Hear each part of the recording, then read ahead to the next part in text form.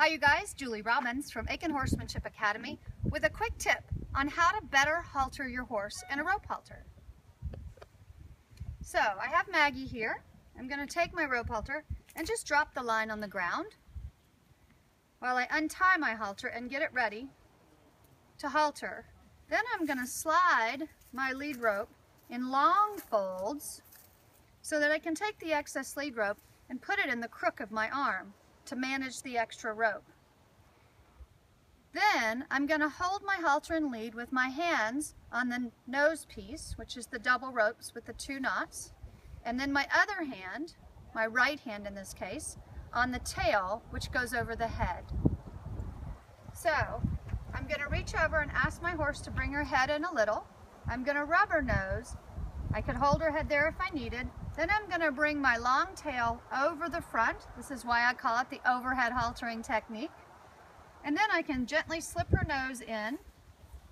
She's helping me there, nice girl, into the halter. I'll adjust it, and then I'm ready to tie.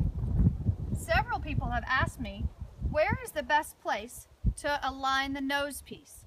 I always go below the cheekbone and above the corner of the mouth.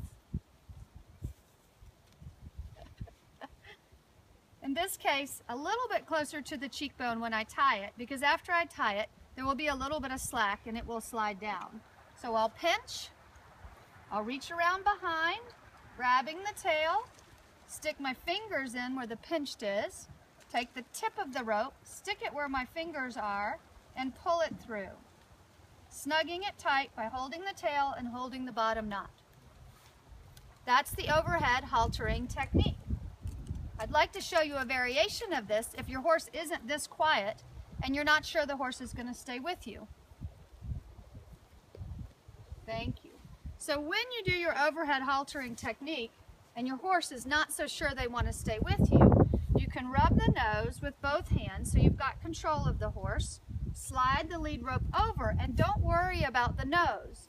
Now I have my horse and I can tip her nose over and ask her to wait patiently while I go on to the next step of haltering. In this case, I'll pass the loop up to my hand and grab the nose piece. Now I can simply slide the nose piece over, pull on the tail to tighten it up, make sure it's where I want it, then slide the tail in, pull the slack out, and pinch. While it's pinched, this is a great time to do any adjustments I might want, making it shorter or longer. Snug it up, we have my pinch, reach around behind, grabbing the string, taking the tip, inserting it where my fingers are, and pulling tight by holding the knot and pulling the tail. The reason I like the overhead haltering technique is it prepares my horse for bridling. I hope you enjoyed this tip on haltering your horse with the overhead haltering technique, which proves useful in many cases in helping horses be a little desensitized to your hands on the face.